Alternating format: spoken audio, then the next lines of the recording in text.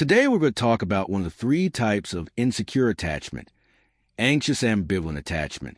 We'll discuss how it appears in childhood, how it shows up in adulthood if we have this attachment style, and what we can do to begin healing it. The human need to stay close to a significant figure is so important that our brain has a specific biological mechanism responsible for creating and regulating our relationships with others. This mechanism is called the attachment system. Its existence explains why babies cry when they are separated from their mother, for example, or why they desperately seek their mom, dad, or caregiver and cry inconsolably until that person returns. These reactions are called protest behaviors, and the truth is that we continue to rely on them in adulthood. Of course, in a different way than when we were babies, but we still engage in protest behaviors. When we feel loved and cared for, the attachment system remains calm and at ease. Now, just like what happens with children, when the person we love seems somewhat inaccessible, distances themselves, ghosts us, or doesn't respond to our emotional needs in the way we would like, our attachment system activates. It sets off all the alarms. Attachment models have a deep influence on a person's social relationships. If, during childhood, a person had a secure attachment with parents or other significant figures who were sensitive to what the child felt and responsive to their needs, that person will later tend to develop a trusting attitude toward others. On the other hand, if someone had very negative experiences with their attachment figures, they will tend not only to stop expecting anything positive, stable, or pleasurable from relationships, but may even expect rejection, a lack of empathy, or may come to normalize violence. Now, I want us to talk specifically about anxious-ambivalent attachment, which is the attachment style I want to focus on today. This style is one of the insecure attachment types, and all three insecure styles share the characteristic that the caregiver did not provide a sense of safety to the child. This type of attachment is also often called anxious, preoccupied, or fearful attachment because it includes these characteristics. The person experiences a great deal of worry, fear, anxiety, and insecurity linked to ambivalence. In this attachment style, caregivers sometimes provide care and sometimes do not. That's where the term ambivalent comes from. It has to do with inconsistency. Sometimes yes and sometimes no. This always generates a great deal of insecurity. The baby ends up learning that, to survive in that relationship, they must persistently and intensely seek the caregiver's attention. They begin to express themselves more and more intensely so that mom or dad will come and soothe their need, since these caregivers often take time to respond. As a result, these children grow up having not been consistently soothed and having many of their needs unmet. They learn or develop the mechanism that in order to obtain comfort or have their needs met, they must express themselves intensely, dramatically, and in ways that strongly call for attention so the other person will look at them, listen to them, or meet their needs. For this reason, as adults, they may become hypersensitive, very emotional, sometimes exaggerated in their reactions, and dependent. Emotionally speaking, they may become dependent because they continue searching for someone who can soothe them, since they were not soothed earlier in their history. We recognize that people with this attachment style tend to share certain common characteristics. I'd like to list them and see if you identify with any of them yourself, or if they remind you of someone you know.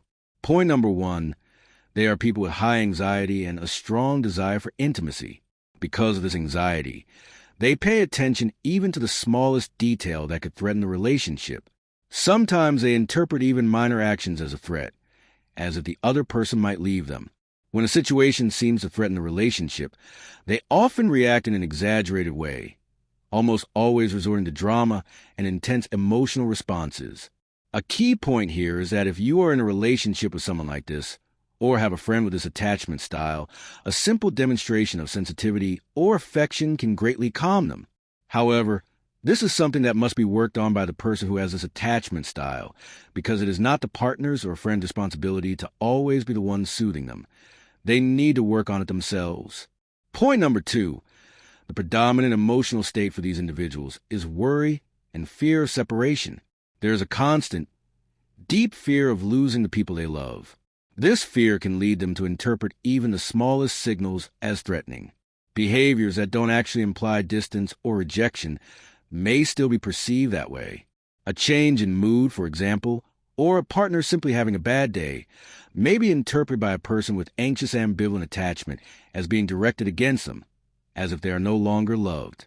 As a result, there is often a great deal of mistrust toward others and toward relationships, and they may react in disproportionate and dramatic ways to behaviors that may not warrant such reactions.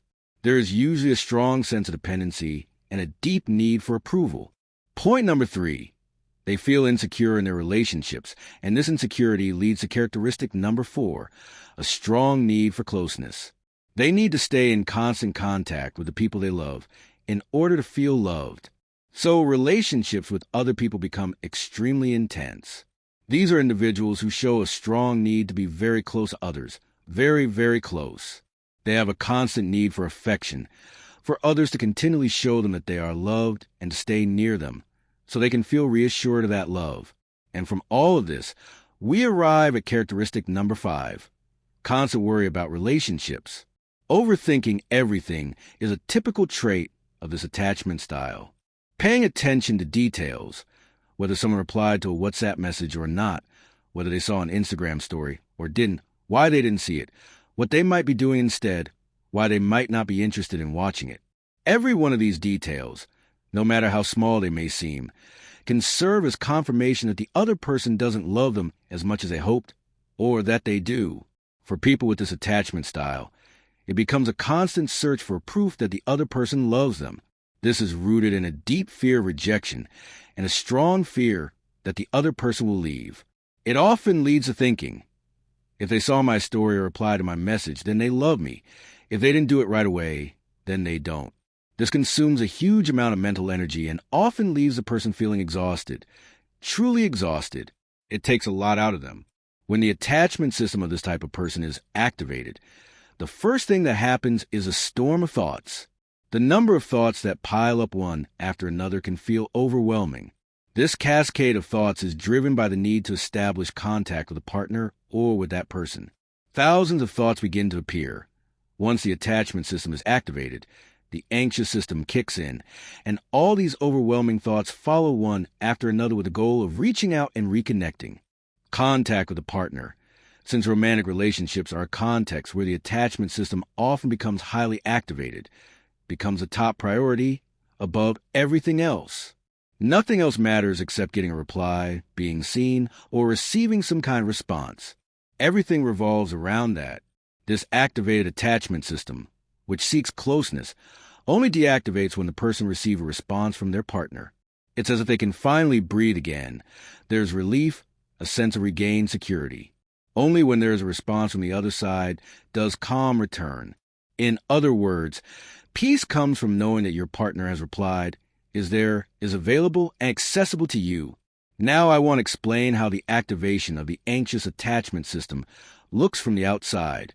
If I were to notice my anxious attachment system being activated, how would it appear? Here it is. First, it shows up as a series of thoughts and feelings that feel out of control. Number 1. You think constantly about your partner. You can't get them out of your head, and this makes it very hard to concentrate on anything else. Second, you begin to remember only their good qualities and forget their flaws. You may put them on a pedestal, which can lead you to undervalue your own qualities and abilities while overestimating and idealizing theirs, believing you couldn't live without them and would be completely lost. Another way this system shows up is feeling trapped by anxiety that only disappears when you reconnect with your partner. Fourth, you may think you could never fall in love with anyone else, that this person is the only one you could ever love. You might tell yourself that you're compatible with very few people and wonder what chances you'd have of finding someone like them again. A common thought is that it's extremely hard to find someone and that in the end you'll be left alone. This can lead to believing it's better to stay with someone, even if they make you unhappy, because if you leave and the relationship ends, your whole world will fall apart. As you can see, a lot of suffering arises every time this anxious attachment is activated. Many people have asked whether attachment styles can be changed. I'd like to reflect on that. Can attachment styles really be modified? My answer is a strong yes. There are many studies showing that attachment can be reshaped and reinterpreted. Of course, we can't erase what we lived through, and we don't have a time machine to go back and ask our parents, or whoever our attachment figures were, to behave differently and provide us with secure attachment. That isn't possible. However, we can do new things with what we've experienced. For example, building a healthy romantic relationship, belonging to a loving and supportive peer group, or experiencing parenthood. All of these life experiences can help us rework our attachment models. There's a great deal of research showing that new life experiences, like having satisfying relationships, can break the cycle of anxious attachment. I'd also like to recommend a wonderful book for anyone interested in learning more about this topic, Attached: The New Science of Adult Attachment by Rachel Heller and Amir Levine.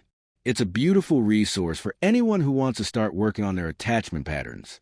Now, for the final part of this episode, let's go over some tips or recommendations for people who feel they might have this type of attachment and want to start working on it.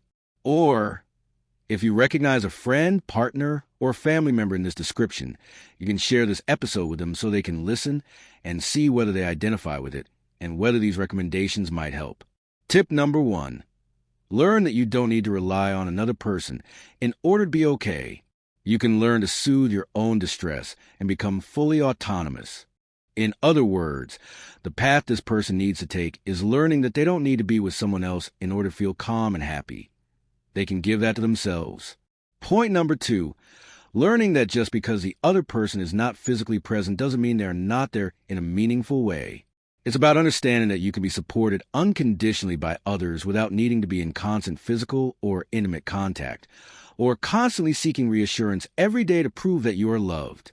Point number 3, it's important to experience that even when the other person isn't present, it doesn't mean we'll be left empty or that we've been abandoned. Let's remember that people with this attachment style were often children who gave up exploring the world because they were afraid their caregiver wouldn't be nearby. They focused all their energy on getting that person's full attention. Only when we feel safe can we truly explore everything around us. That's why, as a final point to work on, it's very important to develop a sense of security and confidence in oneself, not in others, but in oneself, in order to mature and strengthen one's independence. In other words, the therapeutic work ahead for these individuals is essentially about rebuilding self-security so they can explore the world without constantly needing to turn to someone else, seek their attention, or create drama whenever the other person doesn't show they're paying attention. The goal is to gradually recover independence and trust in oneself. Of course, all of this is complex work. You might say, this is very difficult to do alone. And it's true. You can try to work on it by yourself. But I will always recommend therapy because I've seen how powerful these processes can be. Working on this in therapy makes it more guided, deeper, and more supported. It's completely different from trying to do it on your own. The attachment style opposite to the anxious one we discuss today is avoidant attachment. And that's what we'll talk about in the next episode.